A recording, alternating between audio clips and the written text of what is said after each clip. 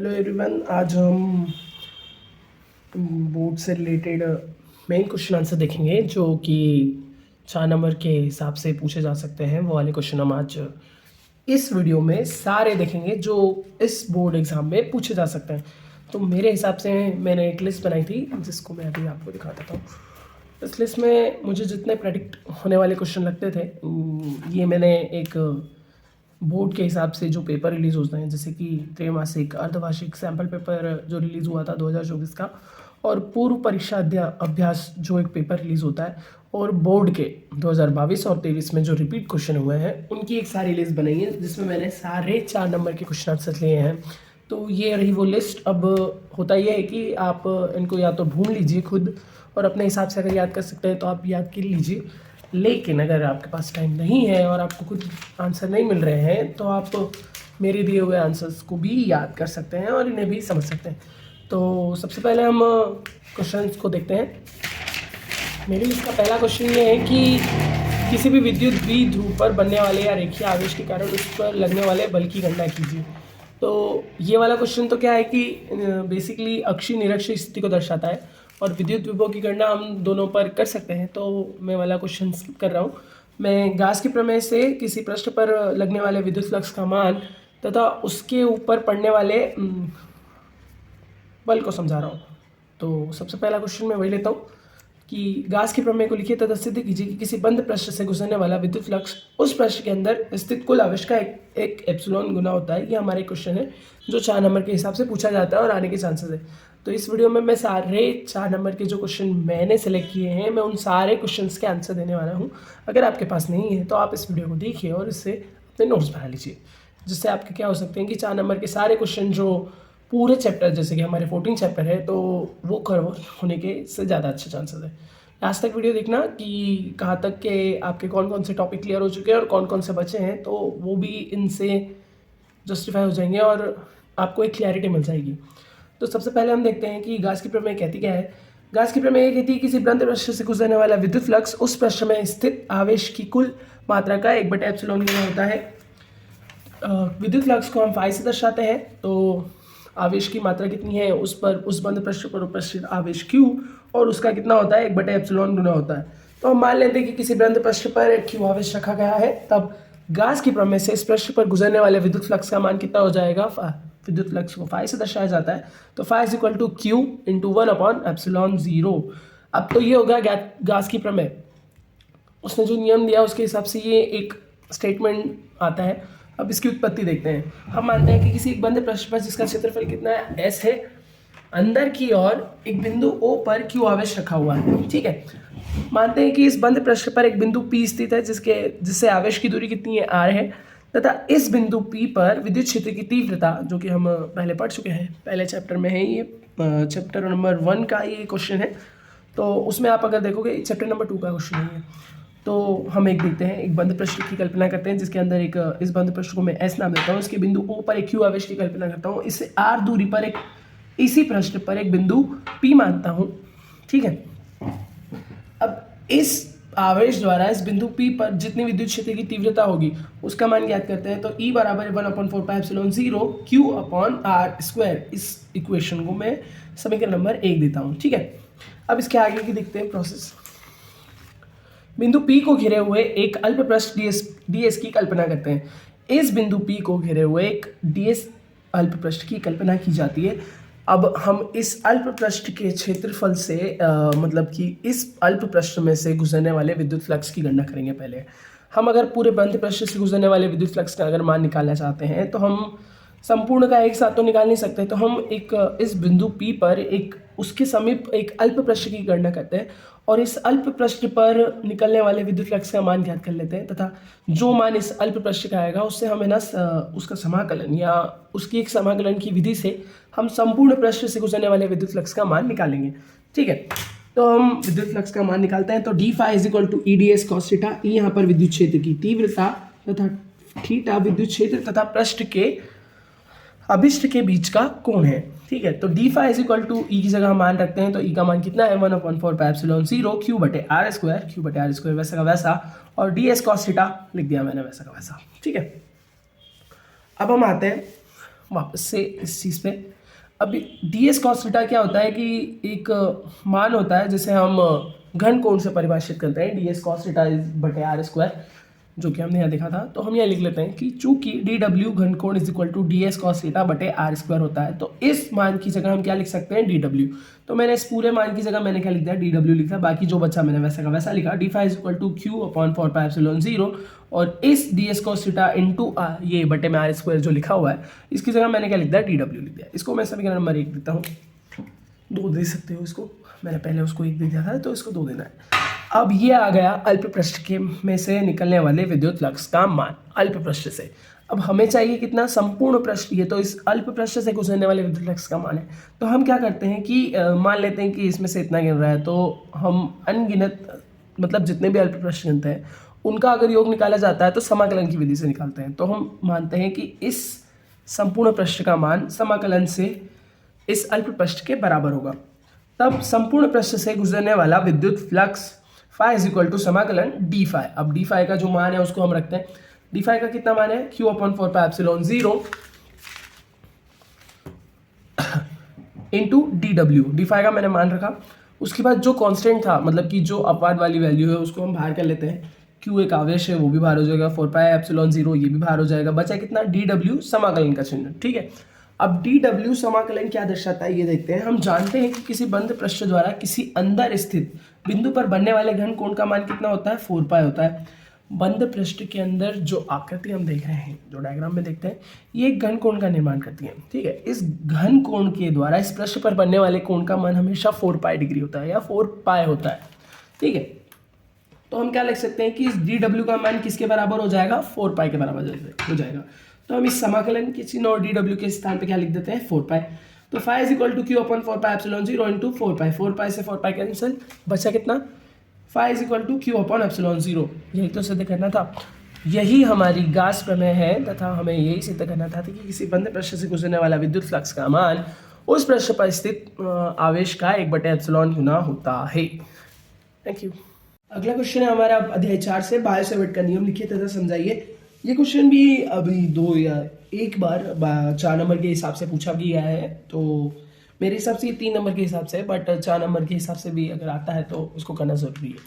तो हम देखते हैं, माना कि किसी चालक तार में अगर धारा I प्रवाहित की जाए, तब उसके चारों ओर क्या होता है कि चुंबकीय क्षेत्र उत्पन्न हो जाता है। तब इस चुंबकीय क्षेत्र पर किसी बिंदु P पर चुंबकीय क्षेत्र की तीव्रता dB क्या होती है कि उस धारा में मतलब उस तार में बहने वाली धारा की क्या हो जाती है, समानुपातिक हो जाती है। तो dB समानुपाती I, तो चुंबकीय क्षेत्र की तीव्रता तार में प्रवाहित की गई धारा के क्या होगी, समानुपातिक हो जाएगी।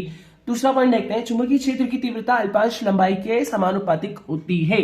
तार की जितनी लंबाई होगी चुंबकीय क्षेत्र की तीव्रता उस तार की लंबाई की क्या होती है, समानुपातिक होती है। मतलब अगर तार की लंबाई ज्यादा होगी तो चुंबकीय क्षेत्र की तीव्रता भी क्या होगी, ज्यादा होगी। अगर तार की लंबाई कम होगी तो चुंबकीय क्षेत्र की तीव्रता भी कितनी होगी, कम होगी। अल्पांश से बिंदु P की दूरी के वर्ग के व्युत्क्रमानुपाती होती है क्या, चुंबकीय क्षेत्र की तीव्रता। चुंबकीय क्षेत्र की तीव्रता अल्पांश से दूरी के P के दूरी P के, अगर हम मान लें कि इन दोनों अल्पांश से दूरी कितनी होती है, उसकी P होती है, तो दूरी की क्या होगा, व्युत्क्रमानुपाती होगी। इसको हम इस डायग्राम से देख सकते हैं, बिंदु P के इस बिंदु से इस बिंदु के वर्ग के व्युत्क्रमानुपाती होती है। तो dB समानुपाती 1/r²। उस बिंदु P की दूरी व अल्पांश से मिलाने वाली रेखा तथा अल्पांश की लंबाई दोनों के बीच का कोण या साइन के समानुपातिक होता है। चुंबकीय क्षेत्र की तीव्रता उस बिंदु P की दूरी व अल्पांश से मिलाने वाली रेखा तथा अल्पांश की लंबाई के दोनों के बीच का कोण या साइन थीटा के समानुपातिक होता है। तो dB समानुपाती कितना, साइन थीटा। ज्या को हम साइन से दर्शाते हैं। तो सभी को मिलाकर अब dB समानुपाती पहले वाले से I प्राप्त हुआ, dB समानुपाती दूसरे वाले से dl प्राप्त हुआ, और तीसरे से dB समानुपाती 1/r² प्राप्त हुआ। अब इन तीनों के साथ ये लास्ट वाला dB समानुपाती साइन थीटा आया, तो इस सबको साथ लिखते हैं तो ये आता है। तो dB समानुपाती IDL साइन थीटा बटे r²। अब समानुपाती का चिन्ह हटाते हैं तो इक्वल का चिन्ह लगाते हैं, और इस समानुपाती का चिन्ह हटाने के बाद एक नियतांक का गुणा किया जाता है, जिसे हम k से दर्शाते हैं। तो जहां k एक नियतांक है और थीटा अल्पांश की लंबाई और उस बिंदु को मिलाने वाली रेखा के बीच का क्या है, कोण है। CGS में इस k का मान कितना होता है, 1 होता है। अगर हम k का मान 1 रखें तो कितना प्राप्त होता है, आइडियल साइन थीटा बटे r²। और SI पद्धति में अगर हम इसका मान देखें तो कितना होता है, μ0/4 पाई या 10⁻⁻7। तो हम म्यू जीरो 4 पाई अपॉन ये म्यू जीरो अपॉन 4 पाई लिखना ज़्यादा पसंद करते हैं, तो इसको लिखते हैं। तो D B is equal to mu zero upon 4 pi D L sine. अगला क्वेश्चन है हमारा अध्याय 6 से। ये क्वेश्चन भी एग्जाम के बेस से थोड़ा अच्छा है और इसके भी आने के अच्छे चांसेस है। स्वप्रेरण और अन्योन प्रेरण में से कोई एक आता है, तो मैं जहाँ तक कहता हूँ कि दोनों कर लीजिए और दोनों इजी भी है तो अच्छा रहेंगे। पहले हम क्वेश्चन देखते हैं। किसी भी लंबी परिनलिका के लिए स्वप्रेरण गुणांक तथा इसके सूत्र की उत्पत्ति कीजिए तथा इसके मान किन कारकों पर निर्भर करते हैं ये भी देखना है। ये एक एक्स्ट्रा चीज़ है, इसका मान किन कारकों पर निर्भर करता है। ये एग्जाम में पूछा तो नहीं जाता, लेकिन क्या होता है कि हम इसको भी एक एग्जाम में के हिसाब से थोड़ा सा अच्छे से कर लेते हैं तो ईजी भी रहेगा। तो सबसे पहले हम डायग्राम में देखते हैं। माना कि हमने एक परिनलिका ली है जिसकी लंबाई कितनी है, एल है, तथा इसकी कोर की जो क्षेत्रफल की तथा इसकी त्रिज्या कितनी है, आर है, तथा इस प्रति एकांक लंबाई में फेरों की संख्या कितनी है, एन है। तब इस संपूर्ण परिनलिका में जो फेरों की संख्या होगी वो इस लंबाई और प्रति एकांक क्षेत्रफल में जो संख्या है फेरों की, वो जो एन है उसके गुणनफल के क्या होगी, बराबर होगी। तो उसको लिखते हैं। माना कि परिनलिका की लंबाई कितनी है, एल है, तथा उसकी त्रिज्या कितनी, आर है, तब तथा प्रति एकांक लंबाई में फेरों की संख्या कितनी है, स्मॉल एन है।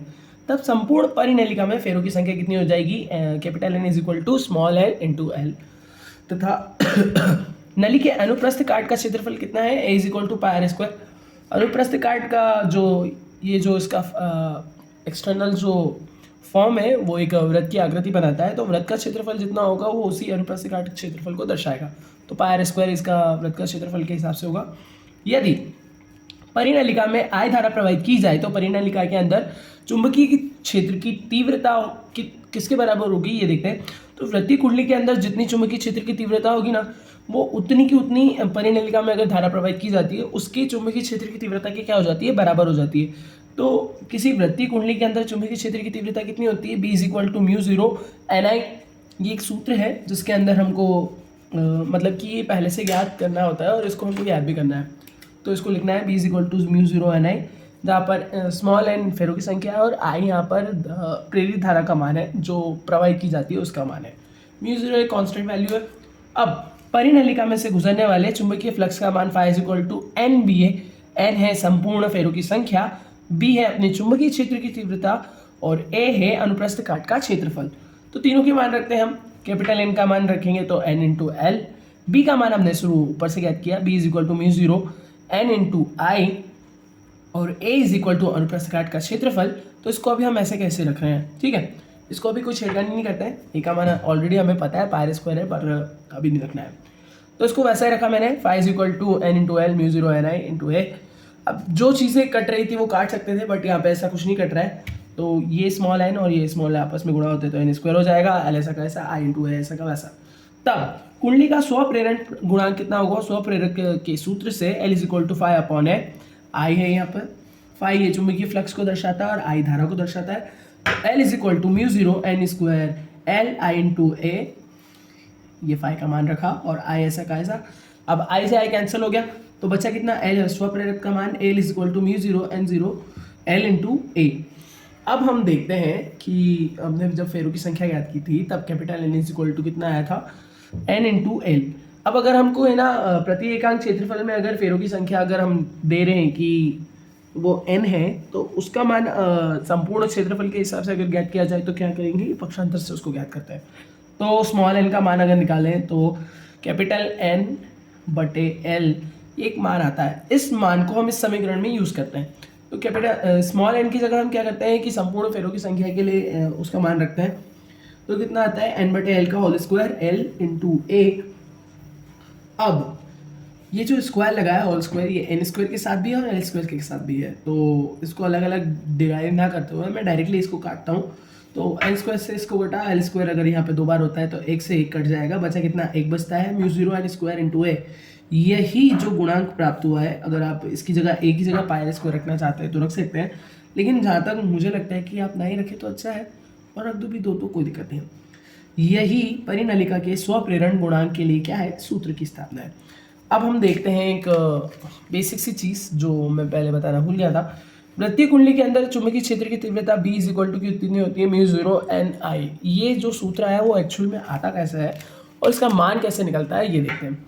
किसी समतल या कुंडली में से अगर गुजरने वाली बल रेखाओं की संख्या को समतल का चुंबकीय फ्लक्स कहते हैं, इसे फाई से प्रदर्शित करते हैं, ठीक ठीक है, ये तो पता है कि गास के नियम से आता है। तो फाई इज इक्वल टू कितना होता है, बी इंटू ए। बी क्या होता है, चुंबकीय फ्लक्स जो कि समतल को दर्शाता है, और ए अनुप्रस्थ काट का क्षेत्रफल, और फाई चुंबकीय फ्लक्स। तो अगर एन फेरों की संख्या होती वाली अगर कुंडली है तो उसके अंदर से अगर उसका मान निकलेगा तो कितना होता है, phi is equal to N B A, फेरों की संख्या, बी जो है चुंबकीय क्षेत्र की तीव्रता, और ए अनुप्रास्थ काट का क्षेत्रफल। अब हम आते हैं इसके कारकों पर। कारक बेसिकली थोड़े कम है और कोई ज़्यादा नहीं है, तो एक्सटर्नल में कोई ज़्यादा याद करने का बर्डन भी नहीं रहेगा। तो इसको देखते हैं। इसका मान निम्न कारकों पर निर्भर करता है। परिनलिका के क्षेत्रफल पर। पहला, परिनलिका का क्षेत्रफल बढ़ाने पर स्वप्रेरण गुणांक क्या हो जाता है, बढ़ जाता है। परिनलिका के चुंबकीयशीलता पर। परिनलिका की चुंबकशीलता बढ़ाने पर उसका स्वप्रेरण भी क्या गुणांक भी क्या हो जाता है, बढ़ जाता है।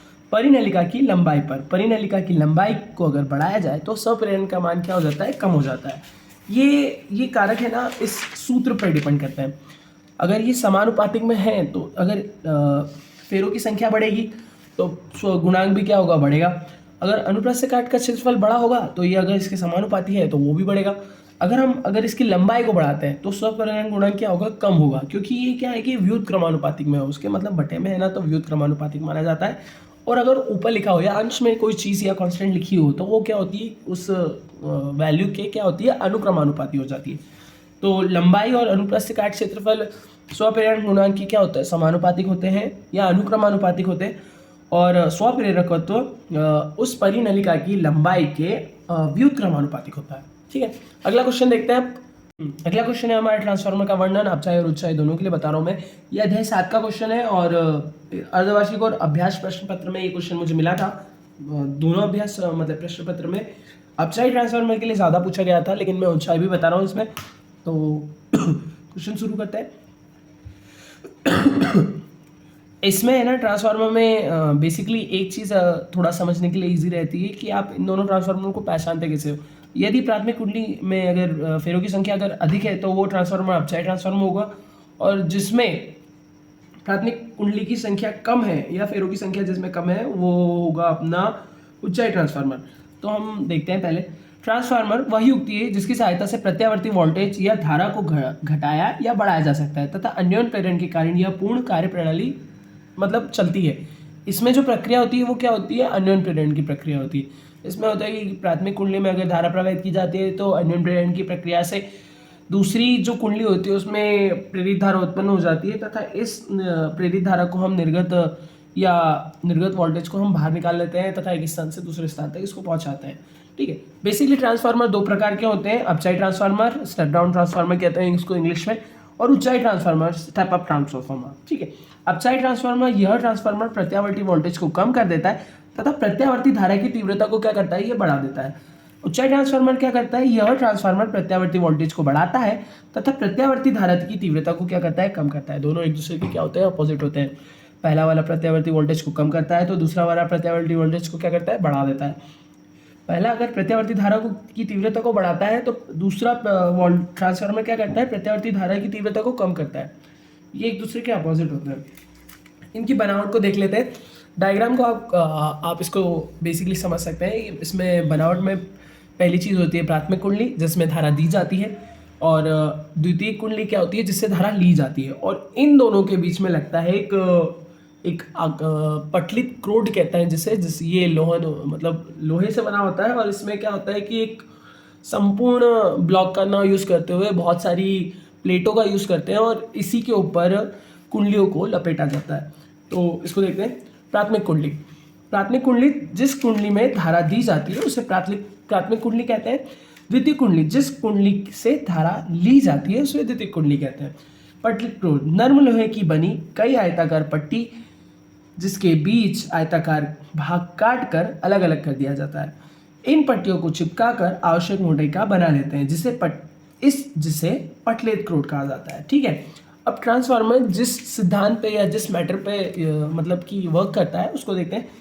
जब ट्रांसफार्मर की प्राथमिक कुंडली में प्रत्यावर्ती धारा दी जाती है तो अन्योन्य प्रेरण के कारण उसकी द्वितीय कुंडली में भी क्या होता है कि प्रत्यावर्ती धारा उत्पन्न हो जाती है, जिससे कि ये वोल्टेज हमें निर्गत धारा के रूप में दूसरी कुंडली से प्राप्त हो जाता है। इस अन्योन प्रेरण के कारण क्या होता है कि निर्गत वोल्टेज जो निकलता है, जो उसमें या तो प्रत्यावर्ती धारा की तीव्रता क्या होती है कि कम हो जाती है, मतलब प्रत्यावर्ती धारा की तीव्रता या तो कम होती है तो वोल्टेज बढ़ जाता है, या तो वोल्टेज बढ़ता है तो उसकी तीव्रता क्या हो जाती है, कम होती है। ये फेरों की संख्या पर डिपेंड करती है, ठीक है। अब देखते हैं कि माना कि ट्रांसफार्मर की प्राथमिक तथा द्वितीयक कुंडलियों में फेरों की संख्या कितनी है। प्राथमिक को हम एनपी बोल रहे हैं, प्राइमरी, और एनएस क्या होता है, सेकेंडरी के लिए। तो प्राथमिक कुंडलियों में फेरों की संख्या एनपी तथा द्वितीय कुंडलियों में फेरों की संख्या कितनी है, एनएस है। अब मैं इसको मूव करता हूँ। तब फेराडे के द्वितीय नियम से, फेराडे का द्वितीय नियम ये कहता है कि प्राथमिक कुंडलियों में उत्पन्न विद्युत वाहक बल कितना होगा, E P is equal to N P is equal to D phi is equal upon D T. ये समीकरण नंबर 1 बना। इसी प्रकार यदि प्राथमिक कुंडली का संपूर्ण चुंबकीय फ्लक्स ट्रांसफार्मर की द्वितीय कुंडली में से गुजरने वाले प्रेरित विद्युत वाहक बल के समानुपातिक अगर होता है तो E S is equal to कितना हो जाएगा, N S D phi upon D T. इस स्टेटमेंट को समझने के लिए सबसे पहले आपको फेराडे के नियम समझना पड़ेंगे। अगर आपको फेराडे के नियम नहीं पता है तो आप वीडियो में आप मेरी प्लेलिस्ट में जा सकते हैं, वहाँ आपको फेराडे के नियम मिल जाएंगे। समीकरण इसको हम क्वेश्चन को हम समीकरण नंबर 2 नाम देते हैं। समीकरण नंबर 2 से एक का अगर भाग देते हैं तो पहला समीकरण हमारा कौन सा है, दूसरा। हम इसको पहले लिखते हैं इजी, एल एच एस को एल एच एस की जगह और आर एच एस को आर एच एस की जगह। तो E S is equal to N S D phi upon D T, और ई पी अपॉन लिखते हैं अपन तो N P D phi upon D T. D phi upon D T से क्या होता है कि ये दोनों कट जाते हैं तो बचता कितना है, E S upon E P is equal to N S upon N P. ये हमारा समीकरण नंबर 3 प्राप्त हुआ। माना कि प्राथमिक तथा द्वितीय कुंडली में से बहने वाली धारा क्रमशः कितनी है, आईपी प्राथमिक कुंडली के लिए और आईएस सेकेंडरी कुंडली के लिए। आईएस है तो आदर्श स्थिति में प्राथमिक कुंडली में से जो की शक्ति होगी वो द्वितीय कुंडली की शक्ति की क्या होगी, आपस में बराबर होगी। तो उन दोनों का जो विद्युत वाहक बल और धारा का जो गुणनफल होगा वो भी क्या होगा, आपस में बराबर हो जाएगा। तो I P into E P is equal to I S into E S. जो ये ईपी लिखा हुआ है ये प्राथमिक कुंडली, द्वितीय कुंडली में से जो बहने वाली उत्पन्न विद्युत वाहक बल था और प्राथमिक कुंडली के लिए था, और ईएस जो ये लिखा हुआ है ये दूसरी कुंडली के लिए जो विद्युत वाहक बल का काम करेगा, ठीक है। अब हम इनका क्या करते हैं, तिर्यक गुणा करते हैं। ये इसके गुणे में था तो हम इसको इसके भाग में ले आते हैं। ये आई पी इंटू ई पी था जो इसके गुणे में था, इसको मैं इधर ले आता हूँ।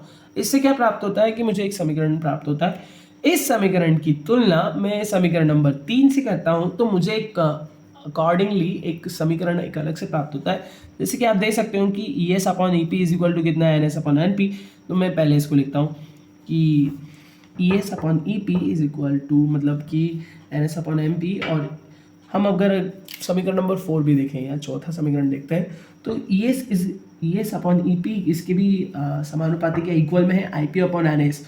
मतलब कि ये जो E S upon E P है ये N S upon N P के भी इक्वल में है और I P is equal to I S के भी इक्वल में है। मतलब कि इसके अगर ये इसके इक्वल है तो ये भी इसके क्या होगा, इक्वल ही होगा। तो ये दोनों भी आपस में क्या हो जाएंगे, इक्वल हो जाएंगे। इसी अनुपात को परिगमन अनुपात कहते हैं। अब अपन देखते हैं या हम देखते हैं कि एक दो कंडीशनें बनती है। अगर फेरों की संख्या अगर ज़्यादा हो तो कौन सा ट्रांसफार्मर होगा और अपचाई के लिए या उच्चाई के लिए इन दोनों के मान कैसे होंगे वो देखते हैं। अगर आपको एग्जाम में अगर पूछा जाए कि अपचाई ट्रांसफार्मर बताता है तो इन दोनों स्टेट में सिर्फ एक ही स्टेट लिखना है। अगर आपको अपचाई लिखा जाए तो अपचाई लिखेंगे आप, अगर उच्चाई पूछा जाए तो आप स्थिति फर्स्ट लिखेंगे। इन दोनों को लिखना मतलब हमेशा ज़रूरी नहीं है, जो पूछा जाए सिर्फ उसी चीज़ को लिखे। मैं दोनों स्टेटमेंट बता रहा हूँ क्योंकि मैंने दोनों डायग्राम बनाए थे और दोनों डायग्राम में मुझे दोनों जस्टिफाई करने थे, मतलब इसीलिए मैंने दोनों बताया।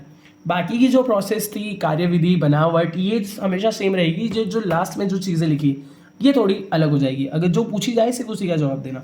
तो स्थिति फर्स्ट में देखते हैं, यदि द्वितीय N S is greater than N P तब ई एस भी क्या होगा, ई एस भी ग्रेटर देन ई पी हो जाएगा तथा आई एस का मान क्या होगा कि कम हो जाएगा। अर्थात यदि द्वितीय कुंडली में से फेरों की संख्या प्राथमिक कुंडली की फेरों की संख्या से क्या हो, अधिक हो, तो द्वितीय कुंडली से निकलने वाले वोल्टेज का मान क्या हो जाता है, बढ़ जाता है तथा धारा की तीव्रता क्या हो जाती है, कम हो जाती है। ऐसी क्रिया उच्चाई ट्रांसफार्मर में होती है, ठीक है। अगर फेरों की संख्या द्वितीय कुंडली में से फेरों की संख्या प्राथमिक कुंडली की संख्या से क्या हो कि कम हो या अधिक हो, अधिक होती है तो क्या होता है कि दूसरी कुंडली में जो निकलने वाला वोल्टेज का मान क्या होता है कि वो क्या होता है, बढ़ जाता है। अगर फेरों की संख्या ज़्यादा होगी तो वोल्टेज का मान तो बढ़ेगा ही ना। इसी वजह से ये ट्रांसफार्मर क्या होगा, ऊंचाई ट्रांसफार्मर हो जाएगा। अब स्थिति सेकंड में देखते हैं कि अगर NS का मान क्या हो, लेस देन AP हो, मतलब कि द्वितीय कुंडलियों में फेरों की संख्या क्या हो कि कम हो। ये जो सेकेंडरी जो लिखा है ना, सेकंड वाला ये NS, ये दूसरी कुंडली की फेरों की संख्या दर्शाता है, और जो P जो बताता है ये फर्स्ट फेरों की संख्या या प्राथमिक कुंडली में फेरों की संख्या को दर्शाता है। इसी प्रकार ये विद्युत वाहक बल दूसरी कुंडली के विद्युत वाहक बल को दर्शाता है, और EP प्राथमिक कुंडली के विद्युत वाहक बल को दर्शाता है। यदि द्वितीय कुंडली में से फेरों की संख्या अगर कम हो तो द्वितीय कुंडली में से प्राप्त वोल्टेज का मान क्या होगा, कम हो जाएगा, और जिससे कि क्या होगा, धारा की तीव्रता क्या होगी, बढ़ जाएगी। और ऐसी क्रिया अपचयी ट्रांसफार्मर में होती है। ये हमारा क्वेश्चन यही खत्म होता है ट्रांसफार्मर का। अगला क्वेश्चन देखते हैं हम। अगला क्वेश्चन है हमारा, PN संधि डायोड में धारा का प्रवाह अग्र अभिनति के रूप में तथा पश्च अभिनति के रूप में भी देखा जाता है। ये दोनों क्वेश्चन एक साथ भी आते हैं और अलग अलग भी पूछे जाते हैं। तो इस वीडियो में मैं क्या करूंगा कि इस लेक्चर में मैं दोनों एक साथ ही बता रहा हूँ। तो हम सबसे पहले अग्र अभिनति के रूप में देखते हैं और इसके बाद हम पश्च अभिनति के रूप में भी देखेंगे। सबसे पहले हम देखते हैं कि PN संधि डायोड एक मूल अर्धचालक युक्ति है जिसका प्रयोग दिष्ट करंट के रूप में किया जाता है, या डाइवर्जन के रूप में, या AC वोल्टेज को DC वोल्टेज के रूप में परावर्तन करने के लिए भी किया जाता है। जब हम PN संधि डायोड को के P सिरे को एक बैटरी के धनात्मक टर्मिनल से तथा N सिरे को ऋणात्मक टर्मिनल से जोड़ते हैं तो PN संधि क्या होती है, अग्र अभिनति के रूप में चल जाती है। यदि मतलब इससे इतनी सी लाइन अग्र अभिनति में जो मतलब समझने की है कि बैटरी टर्मिनल जो होगा, अगर PN संधि डायोड का P सिरा अगर प्लस सिरे से जुड़ा होगा और बैटरी टर्मिनल का माइनस सिरा PN संधि के N सिरे से जुड़ा होता है, तो बनने वाले परिपथ में जो अभिनति होगी वो अग्र अभिनति होगी। और अगर इसका अपोजिट किया जाए तो बैटरी टर्मिनल में अगर P सिरे को ऋणात्मक सिरे से और N सिरे को धनात्मक सिरे से जोड़ा जाए तो बनने वाला अभिनति के रूप में कौन सा होगा, पश्च अभिनति। तो इस स्थिति में आप डायग्राम देख लेते हैं। PN संधि डायोड को का ये संकेतमक चिन्ह है। बेसिकली डायग्राम ऐसा है, अगर इसको आप हाईलाइट में या थोड़ा सा समझना चाहो तो उसमें होती क्या, कौन सी क्रिया है ये देखते हैं। एक अक्षय परत बनती है जब ये विद्युत वाहक बल से यहाँ पर अगर धारा प्रवाहित की जाती है, विद्युत वाहक बल प्रवाहित किया जाता है, तो ये अणु है ना आपस में एक अट्रैक्शन बेस करते हैं और आपस में क्या होता है, टकराते हुए एक लेयर का निर्माण करते हैं। लेयर का निर्माण करने से ये जो विद्युत धारा जब प्रवाहित होती है तो इन दोनों के बीच में है ना एक डायोड क्या करता है कि एक लिमिटेड वोल्टेज को पास करता है, या एक लिमिटेड टाइम के लिए वोल्टेज को क्या आता है कि एक स्थान से दूसरे स्थान तक जाने देता है। लेकिन हर टाइम में ऐसा नहीं होता है। जब अगर उससे कम लिमिटेड वोल्टेज अगर नहीं हो, या एक लिमिट के बाद उसका वोल्टेज उस स्थिति को पार नहीं करे, तो ये धारा प्रवाहित नहीं करने देता है। तो क्या होता है कि जब इसको विद्युत वाहक बल को एक जैसे ही उस लिमिट पे लेके जाते हैं विद्युत वाहक बल को या उस धारा को, तो ये जो बैरियर होता है, जो अक्षय परत बोलते हैं हम, ये क्या होता है कि एक टाइम के बाद है ना टूट जाता है, और ये आपस में इलेक्ट्रॉन और प्रोटॉन क्या होते हैं कि अट्रैक्शन हो जाते हैं, और धारा क्या होती है कि प्रवाहित होने लग जाती है। हम इसको एक हिंदी स्टेटमेंट में एग्जाम के बेस से कैसे लिखेंगे ये देखते हैं। इस स्थिति में एक विद्युत क्षेत्र ई संधि के P सिरे से N सिरे की ओर स्थापित हो जाता है। यह क्षेत्र E विरोधी आंतरिक क्षेत्र EI से कहीं अधिक शक्तिशाली होता है। अतः P सिरे से धनात्मक होल तथा N सिरे से ऋणात्मक इलेक्ट्रॉन दोनों संधि की ओर गति करने लगते हैं। अब बेसिकली इस चीज़ को ना एक सिंपल लाइन से समझो कि विद्युत वाहक बल के कारण या बैटरी टर्मिनल के कारण जब P सिरे से धनात्मक होल PN संधि के P सिरे पर पहुंचते हैं और टर्मिनल के ऋणात्मक सिरे से इलेक्ट्रॉन PN संधि के N सिरे पर पहुंचते हैं, तो क्या होता है कि एक बहुत ज़्यादा फोर्स इन दोनों को क्या होती है, इलेक्ट्रॉनों को जो P सिरे पे जो होल उपस्थित होते हैं उनको एक फोर्स के साथ आगे की ओर पुश करती है, और इलेक्ट्रॉन को भी क्या करती है, पुश करती है। इससे क्या होता है कि दोनों एक दूसरे के बहुत पास पास आ जाते हैं और एक बैरियर का निर्माण करते हैं। अब आगे देखते हैं। विद्युत क्षेत्र से प्राप्त ऊर्जा के कारण कुछ होल तथा इलेक्ट्रॉन अक्षय परत के पार कर जाते हैं, जिससे विभव प्राचीर कम हो जाता है, अक्षय परत की मोटाई कम हो जाती है, जिसके कारण अधिक संख्या में बहुत मात्रा में विसरण होने लगता है। ये आवेश परस्पर सहयोग करके विलुप्त होते हैं तथा इसी कारण अक्षय परत में आवेशों का गमन होने लगता है। इलेक्ट्रॉनों का यह प्रवाह अग्र अभिनति को दर्शाता है। बस ये हो गई हमारी अग्र अभिनति। अगली क्वेश्चन मतलब इसी में हम पश्च अभिनति को भी समझते हैं। ये दोनों क्वेश्चन एक साथ पूछे जाते हैं, ज़्यादा कुछ डिटेल में नहीं देते हैं ये क्वेश्चन। इसमें बस पश्च अभिनति को दर्शाना और इसमें धारा के प्रभाव को बताना पड़ता है। पी एन संधि डायोड के पी सिरे को अगर बाहरी बैटरी के ऋण सिरे तथा एन सिरे को धनात्मक सिरे से जोड़ा जाए तो संधि पश्च अभिनति में कहलाती है। इस स्थिति में विद्युत क्षेत्र के ई एन क्षेत्र में पी एच क्षेत्र की दृष्टि होती है। यदि बैटरी टर्मिनल के पी सिरे को ऋणात्मक सिरे से तथा एन सिरे को धनात्मक सिरे से जोड़ा जाए तो बना जो विद्युत परिपथ होगा वो पश्च अभिनति में होगा। इसमें पीएच पश्च अभिनति में संधि से दूर, इस स्थिति में कोटर तथा एन क्षेत्र में इलेक्ट्रॉन दोनों ही संधि से क्या करते हैं, दूर जाने लगते हैं। अब होल क्या होता है कि ऋणात्मक तो धनात्मक प्रवृत्ति के होते हैं, और अगर उसमें ऋणात्मक मतलब कि आवेश दिया जाए तो वो क्या होता है कि इस अवशय पर्दे या संधि से दूर जाने लगते हैं या कोटर से दूर जाने लगते हैं, तथा वे कभी भी संधि के समीप संयोग नहीं कर सकते। अतः जो अवशय पर्द होगी वो तो कभी टूटेगी ही नहीं। अगर डायोड जो होल है और इलेक्ट्रॉन आपस में अगर जाते ही नहीं है तो वो एक दूसरे को कभी डैमेज ही नहीं करेंगे और एक दूसरे से कभी कनेक्ट ही नहीं हो पाएंगे, जिससे कि क्या होगा कि अवशय पर्द कभी टूटेगी नहीं और धारा का कभी प्रभाव ही नहीं होगा। तो स्पष्ट है कि डायोड बहुत संख्यक में वाहकों के कारण कोई धारा नहीं हो पाती है। ये क्वेश्चन हमारा खत्म हुआ। अगला क्वेश्चन हम देखते हैं कि कौन सा है। क्वेश्चन है हमारा, पतला लेंस सूत्र लिखिए तथा इसकी सहायता से लेंस निर्माता सूत्र की स्थापना कीजिए। ये चैप्टर नंबर 11 का क्वेश्चन है। पिछले वीडियो में हमने मतलब पिछले क्वेश्चन को हमने पीएन संधि डायोड की अग्र अभिनति और पश्च अभिनति देखी थी। अब हम पतला लेंस सूत्र देखते हैं। माना कि दो गोलीय सतह AB तथा CD को मिलाकर बना हुआ एक लेंस है जिसकी त्रिज्या क्रमशः R1 तथा R2 है। एक लेंस लिया है मैंने जिसमें दो सतहों का उपयोग किया है, दो गोलीय सतहों का। पहली सतह को मैंने AB नाम दिया और दूसरी सतह को CD नाम दिया, ठीक है। इसके मध्य से मैंने एक रेखा खींचकर उन बिंदुओं को दर्शाया है। लेंस के मुख्य अक्ष पर एक बिंदु को आकार की एक वस्तु रखी हुई है। मुख्य अक्ष जो लेंस के बीच से होकर जाता है उस पर है ना O बिंदु या O पर एक वस्तु रखी हुई है जिसका प्रतिबिंब AB सतह से I1 प्राप्त होता है तथा CD सतह से फाइनल प्रतिबिंब जो लास्ट प्रतिबिंब जो होगा वो I प्राप्त होगा। अतः इस स्थिति में AB सतह के लिए वस्तु O होगी तथा प्रतिबिंब कितना होगा, I1 होगा, और CD सतह के लिए प्रतिबिंब कौन होगा, I1 होगा, और उसका प्रतिबिंब कितना होगा, I प्राप्त होगा। माना कि लेंस से O की दूरी कितनी है, U है। लेंस से O की दूरी हम यहाँ लिख लेते हैं, यहाँ से यहाँ तक की दूरी U है। अब लेंस से I1 की दूरी V1 और लेंस से I की दूरी V, ये प्रतिबिंब की दूरी को दर्शाता है, ठीक है। अब सतह के लिए देख लेते हैं। दो सतह है तो दोनों को अलग अलग डिराइव करते हैं। पहले हम लेते हैं AB सतह के लिए। तो AB सतह के लिए वस्तु O तथा इसका प्रतिबिंब क्या प्राप्त होता है, I1 प्रतिबिंब प्राप्त होता है। तब अपवर्तन सूत्र से, अपवर्तन सूत्र हम देखते हैं। अगर आपने अपवर्तन सूत्र नहीं पढ़ा है तो सबसे पहले मैंने वीडियो अपवर्तन सूत्र के लिए निकाला था और इसका आपको वीडियो मिल जाएगा। इसको समझने के लिए मैं डायरेक्टली अपवर्तन सूत्र लिख रहा हूँ। Mu minus 1/r is equal to mu V minus 1/μ या U से हम अब देखते हैं वस्तु O का अगर हम लेंस से दूरी देखें तो U है, तो म्यू माइनस 1/r1 जो कि त्रिज्या है। सतह AB के लिए त्रिज्या कितनी है, R1 है, यहाँ लिख देता हूँ, और CD के लिए त्रिज्या कितनी है, R2 है।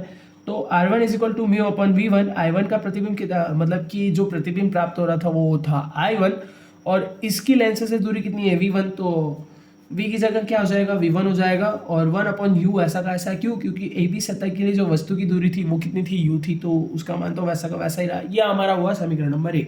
अब आते हैं हम ये सतह CD या दूसरी सतह के लिए जो वस्तु होगी वो कौन सी होगी, I1 होगी, और इसका प्रतिबिंब कितना प्राप्त होगा, I प्राप्त होगा। तब अपवर्तन सूत्र से फिर से देखते हैं, mu minus 1/r is equal to mu upon V minus 1/u।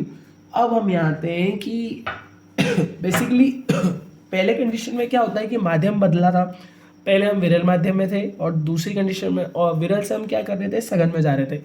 अब माध्यम का अपवर्तनांक क्या होता है कि इस कंडीशन में तो सेम रहता है, ठीक है, लेकिन हम जैसे ही दूसरी कंडीशन में जाते हैं या दूसरी सतह के लिए अगर चीज़ देखते हैं तो हम अंदर, अब प्रकाश तो अंदर है और वस्तु भी क्या है कि बाहर रखी हुई है, लेकिन जो भी घटना होगी वो दूसरी सतह से या सघन सतह से विरल सघन, मतलब सरल सघन सतह से विरल सघन या सतह के लिए होगी।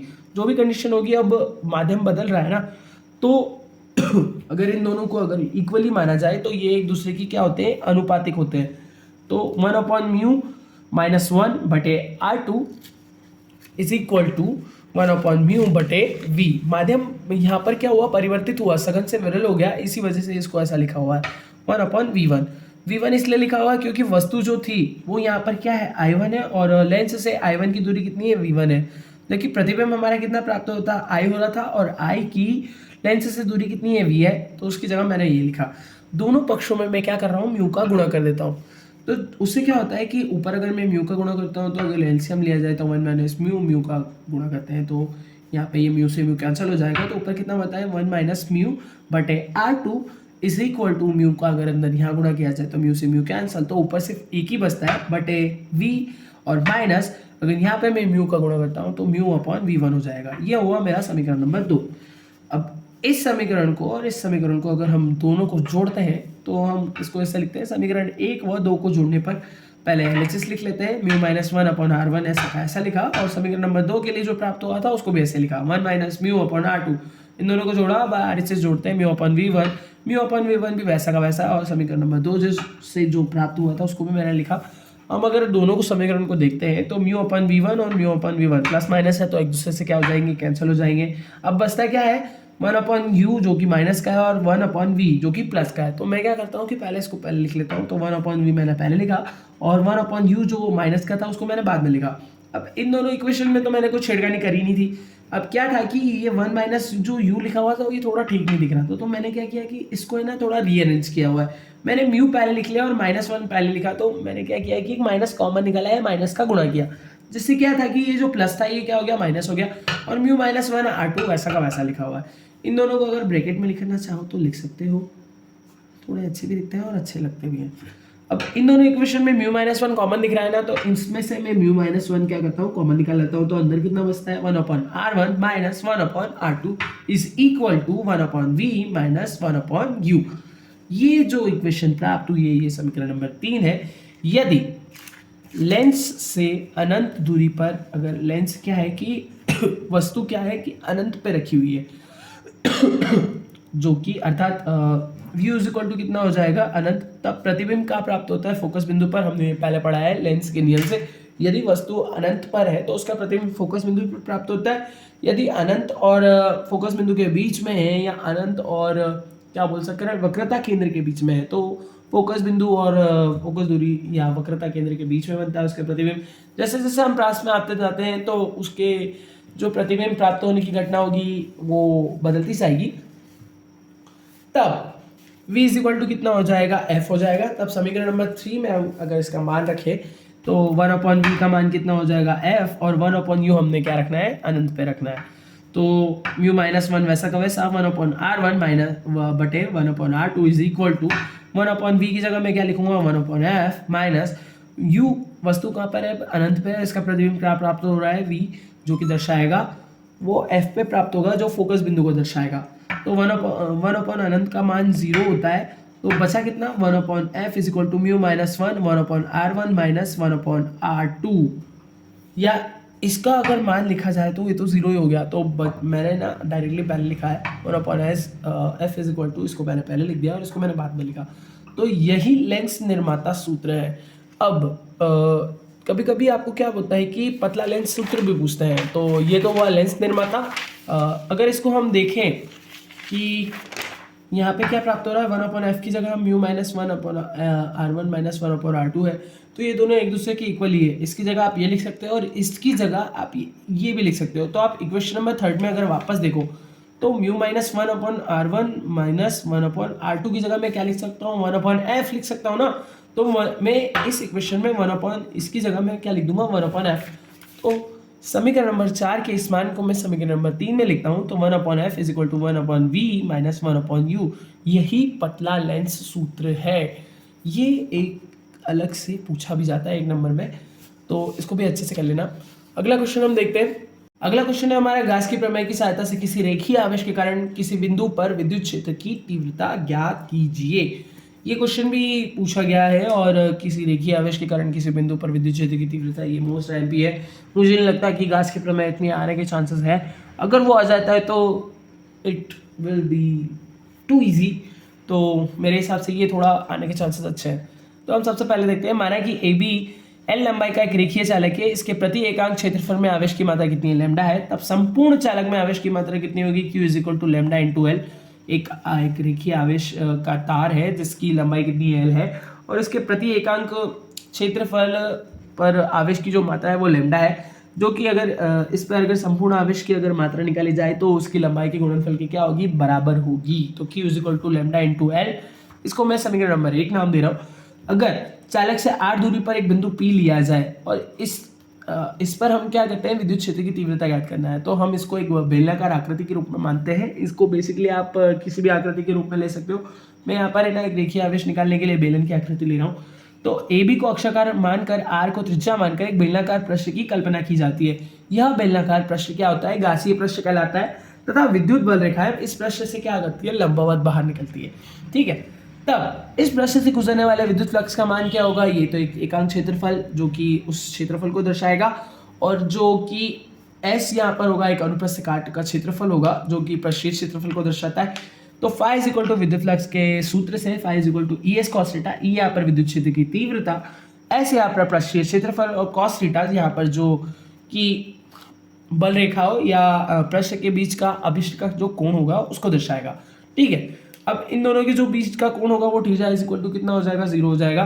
तब phi is equal to E S cos theta, cos 0 का मान कितना होता है, 1 होता है। तो फाई इज इक्वल टू कितना आया, ई एस, जो कि हमारा इक्वेशन नंबर 2 है। अब एस का मान में अगर पृष्ठीय क्षेत्रफल यहाँ पर मैंने आकृति किसकी मानी है, मैंने बेलन की मानी है और बेलन का पृष्ठीय क्षेत्रफल कितना होता है, S is equal to 2 pi R L. इस मान को मैं इक्वेशन नंबर 2 में रखता हूं तो मुझे फाई इज इक्वल टू कितना प्राप्त होता है, E is equal to 2 pi R L is equal to समीकरण नंबर 2। ये एक इनिशियल समीकरण प्राप्त हुआ मुझे।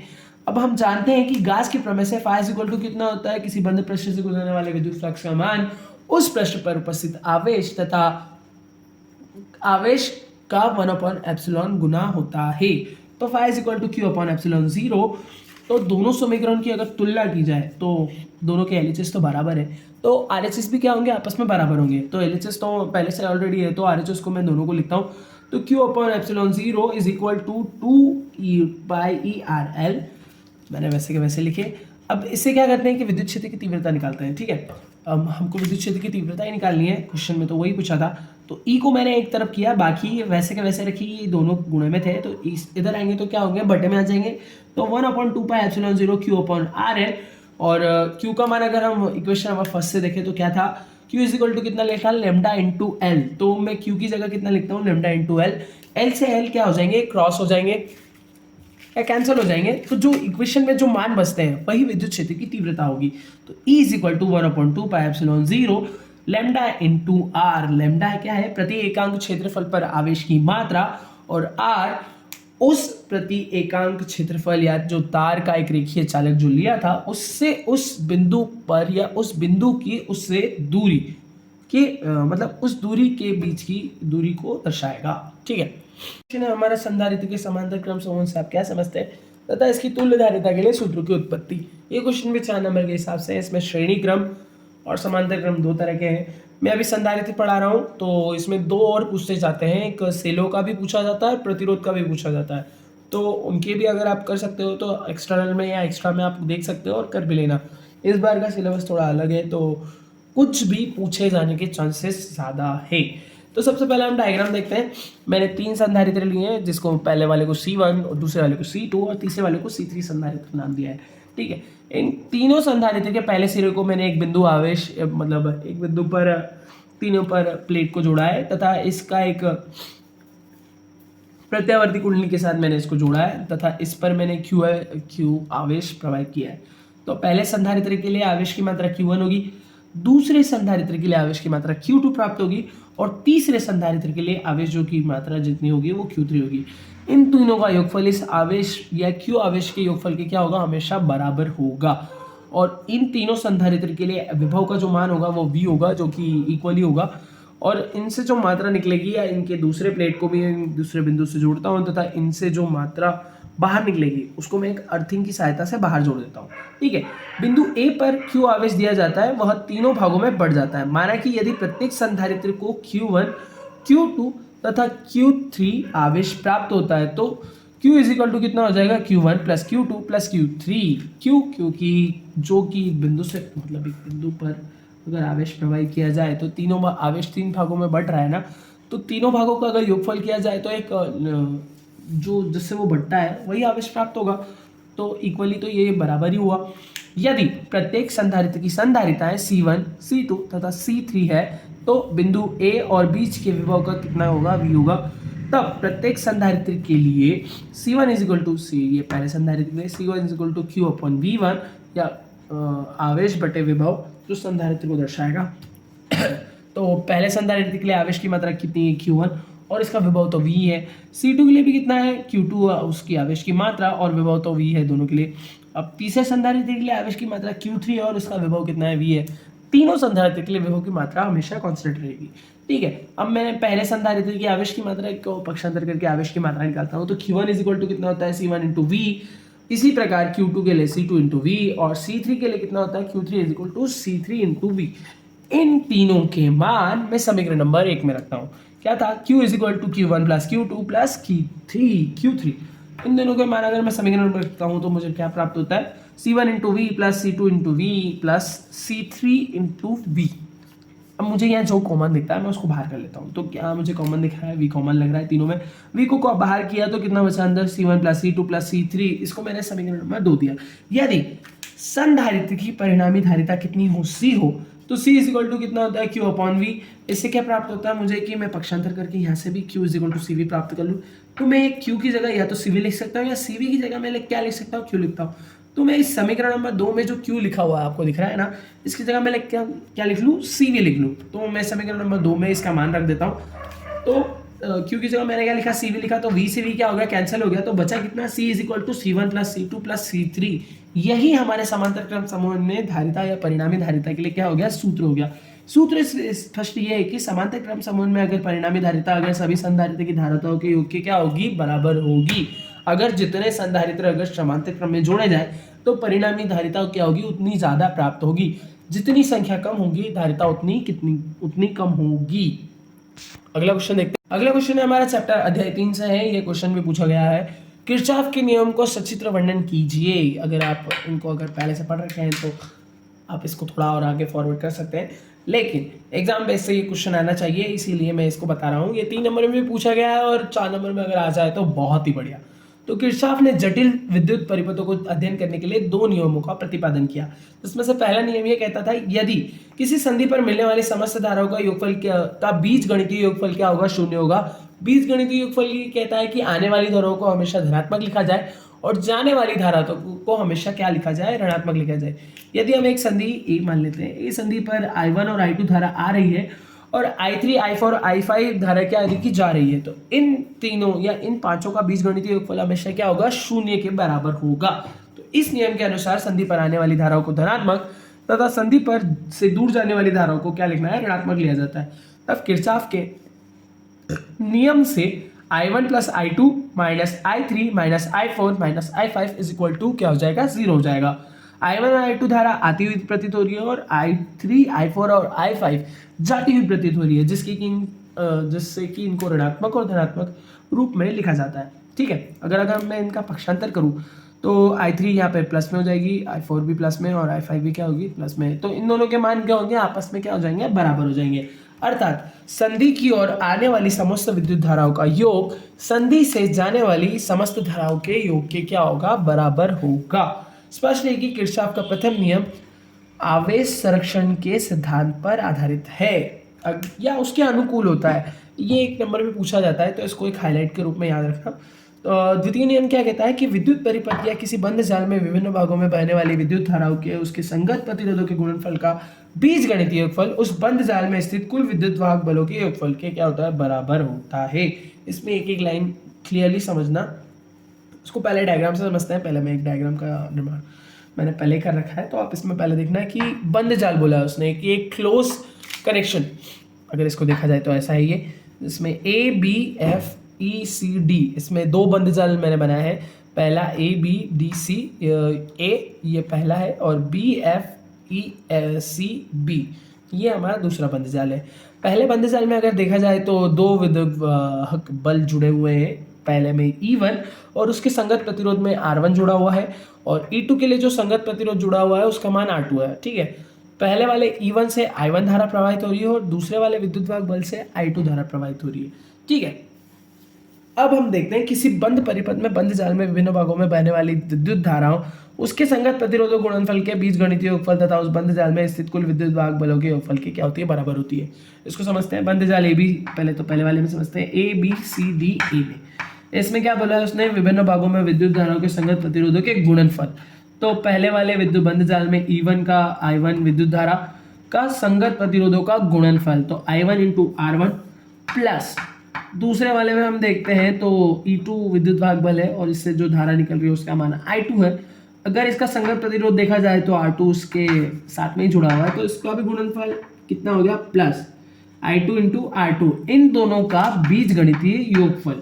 दोनों की धाराओं की दिशा क्या है कि एक ही दिशा में है, तो इन गणों का बीजीय गणितफल क्या होगा, धनात्मक सिरे से जुड़ेगा, प्लस इक्वल टू उसने क्या बोला है, उस बंद जाल में स्थित कुल विद्युत वाहक बलों के योगफल पर क्या होगा, बराबर होगा इन दोनों का गुणनफल का बीजगणितीय योगफल, इन दोनों के योगफल के क्या होगा, बराबर होगा। मतलब कि E1 plus E2 is equal to I1 plus R1 plus I2 into R2। ये हो गया हमारा पहला बंद जाल का नियम।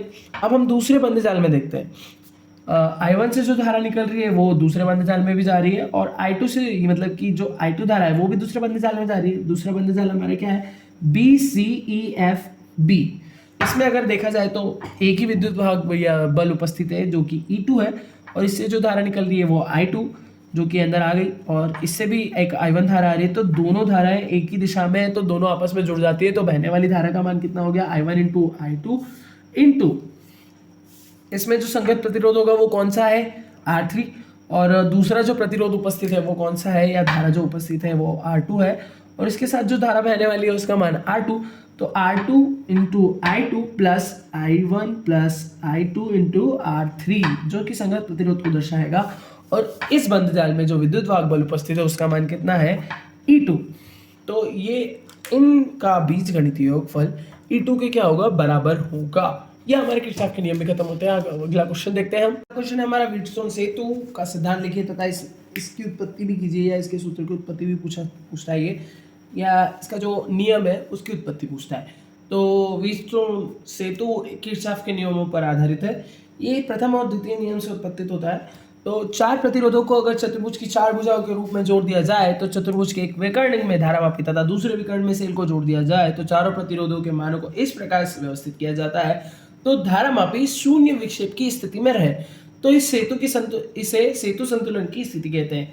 ये तो हो गई कंडीशन कि चार प्रतिरोधों को इस प्रकार जोड़ा जाए कि अगर इसमें पहले सिरे में एक धारामापी तथा दूसरे सिरे को सेलों या विद्युत वाहक बल के सिरों से जोड़ा जाए, तो चारों प्रतिरोध को ऐसी स्थिति में लिया जाए कि वो एक दूसरे के सेतु संतुलन की स्थिति को बनाए। तो इस स्थिति में चतुर्भुज की दो संलग्न भुजाओं का प्रतिरोध अनुपात शेष दो संलग्न भुजाओं के प्रतिरोध के अनुपात की क्या होगा, बराबर हो जाएगा। ये जो लाइन लिखी हुई है ना, इसको नहीं लिखना है, ये अलग से स्टेटमेंट है। अगर आप अलग प्रीवियस वीडियो जो मैंने अलग से बना रखा है उसमें तीसरे चैप्टर में आपको ये व्हीटस्टोन सेतु मिल जाएगा, लेकिन मैं 4 नंबर के हिसाब से बता रहा हूँ तो इसमें ये एक अलग से बनाया हुआ है, इसको मत लिखना। बाकी ये जो कंडीशन लिखी हुई है ये प्रतिरोधों के अनुपात के बराबर होती है, ये यहीं तक ही है। ठीक है, इसका कहने का ये मतलब है, डायग्राम से आप देखते हैं, यदि चतुर्भुज के चारों कोनों पर प्रतिरोध को जोड़ा जाए और इसके पहले सिरे पर धारामापी तथा दूसरे सिरे को सेल से जोड़ा जाए, और इन प्रतिरोधों को एक ऐसी स्थिति में लाया जाए या शून्य विक्षेप की स्थिति में लिया जाए, तो ये एक सेतु संतुलन की स्थिति बनाते हैं। ये तो स्थिति बनी। उसके बाद हम आते हैं कि प्रतिरोध मतलब कि प्रतिरोध की या चतुर्भुज की एक भुजा पर अगर संगत प्रतिरोध का अनुपात दूसरी भुजा पर जुड़े हुए संगत प्रतिरोध के अनुपात की क्या होगी, बराबर होगी। अब मैं यह मान लूँ कि ABCD एक चतुर्भुज है। ठीक है, पहले बिंदु पर A से B के बीच में एक P प्रतिरोध जुड़ा हुआ है, B से C के बीच में Q प्रतिरोध जुड़ा हुआ है, A से D के बीच में R और D से C के बीच में S जुड़ा हुआ है। तो बिंदु B पर दो प्रतिरोध मिलते हैं, पहले कौन सा, P और Q, इन दोनों का अनुपात, और D पर R और S। अगर ये सेतु संतुलन की स्थिति बनाते हैं, बीच में मैंने धारामापी तो जोड़ दिया और मैंने साथ में क्या जोड़ा, विद्युत वाहक बल, जिसको मैंने सी नाम दिया, वो विद्युत वाहक बल या बैटरी जुड़ी हुई है। ठीक है, ये सेतु संतुलन की स्थिति बनाता है। तो बिंदु बी से जो संलग्न भुजाएं में प्रतिरोध जो जुड़ा हुआ है, इन दोनों का अनुपात बिंदु डी पर जो जुड़े हुए प्रतिरोध है उनके अनुपात के क्या होंगे, बराबर होंगे। ये तो नियम बोला। अब इसकी उत्पत्ति करते हैं। तो किरचॉफ के नियम से इसकी उत्पत्ति होती है। बिंदु बी पर किरचॉफ के प्रथम नियम से आने वाली समस्त धाराओं का योगफल जाने वाली समस्त धाराओं के योगफल के क्या होगा, बराबर होगा। एक तो ये, और किरचॉफ का नियम ये कहता है कि किसी संधि पर आने वाली समस्त धाराओं का बीजगणितीय योगफल शून्य के बराबर होता है। ये भी किरचॉफ का प्रथम नियम कहता है। ठीक है, अब बिंदु बी पर आने वाली धारा देखते हैं। तो एक I1 धारा आ रही है और जाने वाली धारा आप देख रहे हैं कि एक IG धारा भी जा रही है जो धारा मापी के लिए है, और I3 धारा Q के उधर जा रही है। तो I1 वाले को हम धनात्मक और जाने वाली धाराओं को हम क्या लिखेंगे, ऋणात्मक। तो I1 plus minus I3 minus IG is equal to क्या होगा, 0। सेतु संतुलन की अगर स्थिति में है तो IG का मान हमेशा कितना हो जाएगा, 0 हो जाएगा। तो बचता कितना है, I1 minus I3 minus 0 is equal to 0। तो पक्षांतर करते हैं तो I3 क्या हो गया, प्लस हो गया। तो I1 इज इक्वल टू कितना आ गया, I3। ये होगा हमारा समीकरण नंबर 1। अब हम आते हैं बिंदु डी पर, जिस पर हम पहले नियम से फिर से निकालते हैं। आने वाली धाराओं का मान जाने वाली धाराओं के योगफल के बराबर होगा, या इन आने वाली समस्त धाराओं का बीजगणितीय योगफल आपस में क्या होगा, बराबर होगा। तो बिंदु डी पर कौन सी धारा आ रही है, I2 धारा आ रही है, और जाने वाली धारा IG और I4 है। ठीक है, तो I2 को हम प्लस में लिखेंगे, I4 को हम ऋणात्मक लिखेंगे, और IG का मान भी हम क्या में लिखेंगे, ऋणात्मक लिखेंगे। अब सेतु संतुलन की स्थिति में फिर से IG का मान 0 रखेंगे तो क्या प्राप्त होगा, I2 minus I4 is equal to 0। अब I4 को मैं क्या करता हूँ, पक्षांतर कर देता हूँ। तो कितना प्राप्त हुआ, I2 is equal to I4। अब ये तो हुई हमारा इक्वेशन नंबर 2। अब हम आते हैं किरचॉफ के द्वितीय नियम से, क्या में, बंद जाल में। अब यहाँ बंद जाल देखते हैं, ABDA ये हो गया पहला बंद जाल, और BCDB ये हो गया हमारा दूसरा बंद जाल। तो पहले बंद जाल में देखते हैं, बंद जाल ABDA में किरचॉफ के द्वितीय नियम से। किरचॉफ का द्वितीय नियम क्या कहता है कि किसी बंद जाल में उपस्थित बहने वाली धाराओं का उनके संगत प्रतिरोधों का गुणनफल का बीजगणितीय योगफल उस बंद जाल में उपस्थित विद्युत वाहक बलों के योगफल के क्या होता है, बराबर होता है।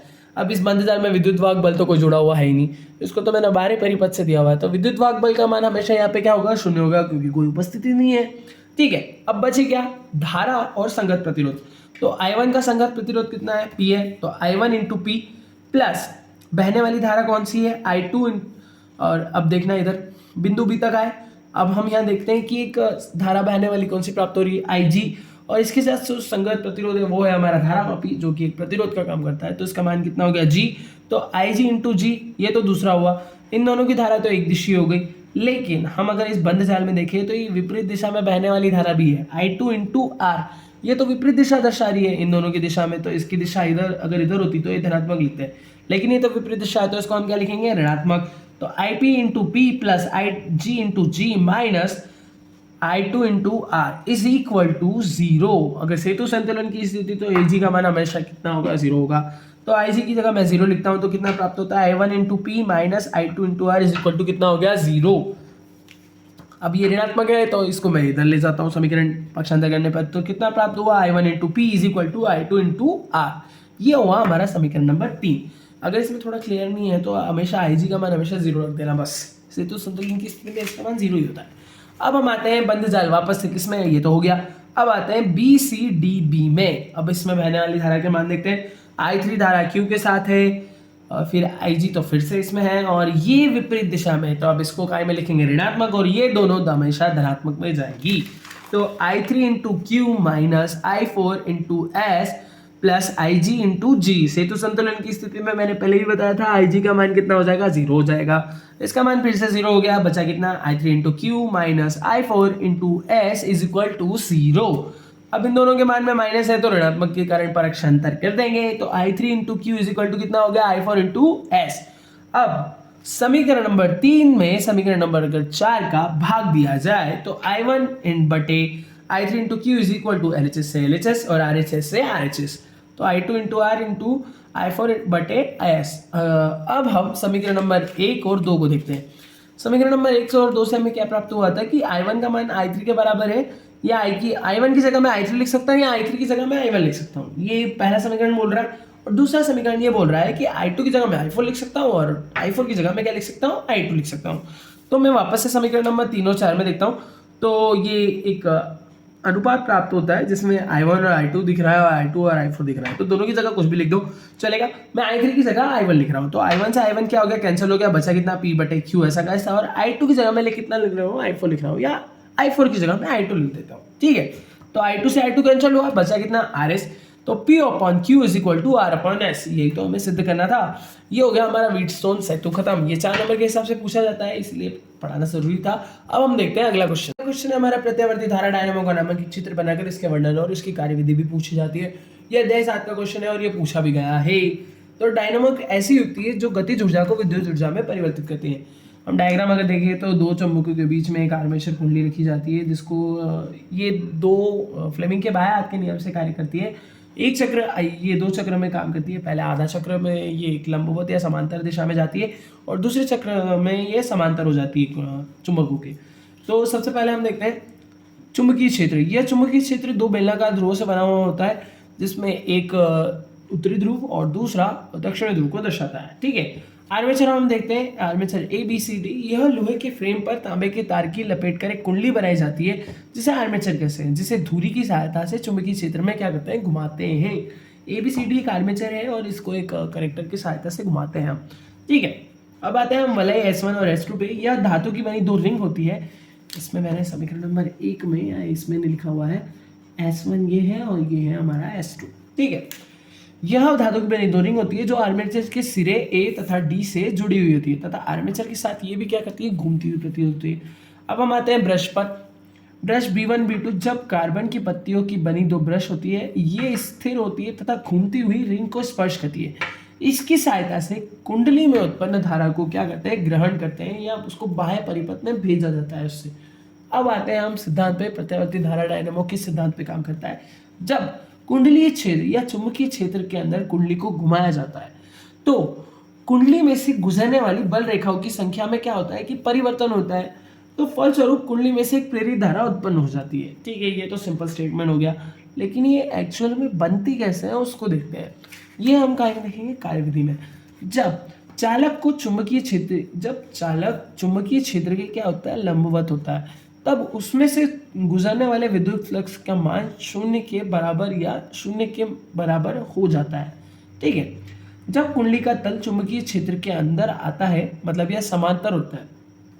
जब चुंबक का या कुंडली का जो क्षेत्र होता है वो क्या होता है, समांतर होता है, तो उसमें से गुजरने वाले विद्युत फ्लक्स का मान क्या होता है, अधिकतम हो जाता है, जिससे कुंडली में प्रेरित धारा का मान क्या हो जाता है, बढ़ जाता है। इससे कि कुंडली में एक चक्र धारा प्रवाहित होती है जो कि 2 बार अधिकतम तथा 2 बार क्या होती है, शून्य होती है।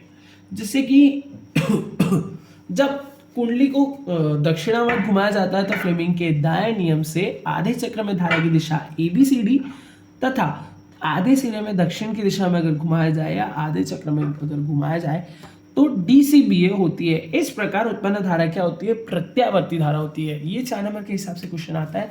अब हम अगला क्वेश्चन देखते हैं। इसमें अगला क्वेश्चन हमारा अध्याय 6 से है और ये भी पूछा गया है और इसके भी आने के चांसेस अच्छे हैं। तो हमारा क्वेश्चन ये है कि अन्योन्य प्रेरण किसे कहते हैं तथा इसके लिए व्यंजक की स्थापना। जब किसी कुंडली में बहने वाली धारा के मान में परिवर्तन किया जाता है तो उसके पास रखी हुई कुंडली में से भी गुजरने वाले चुंबकीय फ्लक्स के मान में भी क्या होता है, परिवर्तन होता है।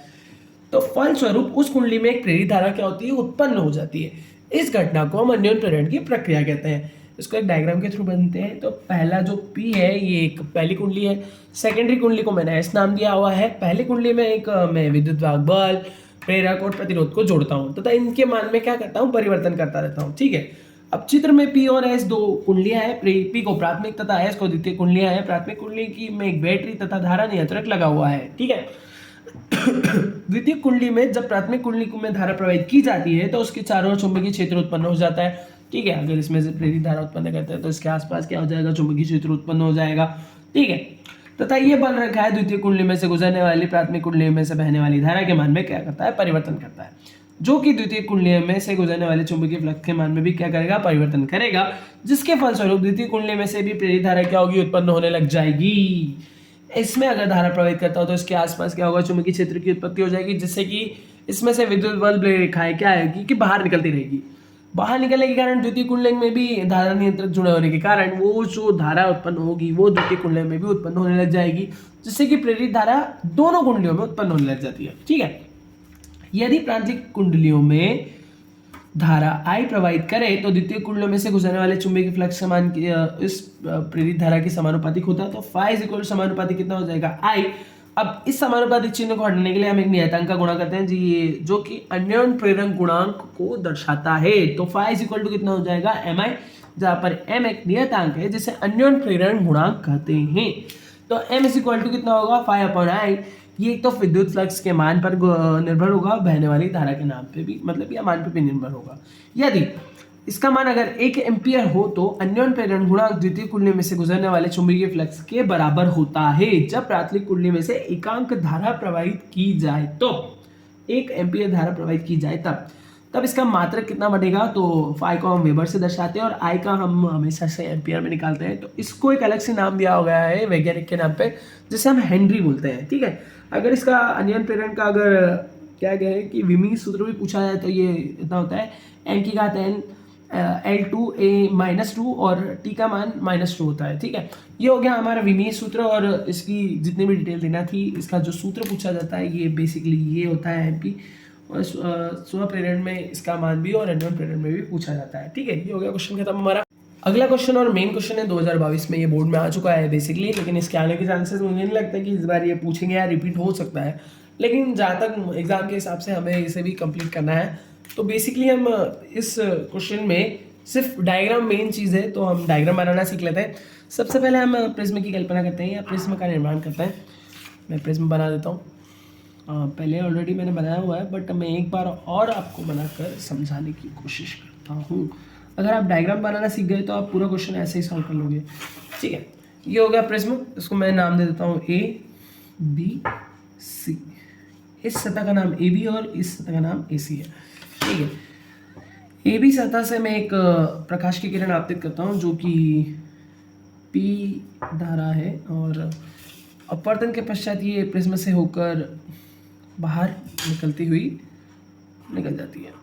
ठीक है, जिस सतह से टकराती है वो एक अभिलंब होता है या अभिलंब से टकरा कर निकलती है, तो हम अभिलंब का भी निर्माण कर देते हैं इस सतह के लिए, और AC सतह के लिए भी एक अभिलंब होगा, तो इसको भी मैं डॉटेड बना देता हूँ। ठीक है, ये तो होगा अभिलंब। अभिलंब आपतित किरण के साथ जो कोण बनाएगा उसको हम I से प्रदर्शित करते हैं, आपतन कोण। अभिलंब जो अपवर्तित किरण होगी उसके साथ अगर कोण बनाता है तो उसका मान हमेशा R से प्रदर्शित होगा, तो इसके साथ भी यही होगा। निर्गत किरण जो अभिलंब के साथ कोण बनाएगी उसको हम I' से प्रदर्शित करेंगे, और इसका जो अंदर वाला कोण होगा वो R1 को दर्शाएगा। ठीक है, ये तो हो गए कोण। अब हम आपतित किरण की रेखा को अगर आगे बढ़ाएं, ये अगर प्रिज्म में अगर आगे बढ़ाते हैं और निर्गत किरण की धारा को भी हम अगर आगे बढ़ाएं, तो ये एक बिंदु पर आकर एक दूसरे को क्या करता है, प्रतिच्छेद करता है। ठीक है, तो इस प्रतिच्छेद बिंदु के कारण बाहरी सतह पर या निर्गत किरण की जो बाहरी सतह होती है उस पर जो बनने वाला कोण होता है वो कौन सा होता है, विचलन कोण होता है। ठीक है, इसको हम डेल से प्रदर्शित करते हैं। ये तो क्या डेल। अब क्या है कि एक्चुअल में ये जो डेल दिख रहा है ना, ये एक अगर इस त्रिभुज को माना जाए या इस बिंदु को मैं P तो मैंने दे दिया, इसका नाम मैं Q देता हूँ, इसको R, और ये हो गया S। अगर इस बिंदु पर इसका अगर मान निकालना हो तो मुझे बेसिकली अगर आपको इसका डेल का मान चाहिए तो एक अगर आकृति से आप समझते हो तो एक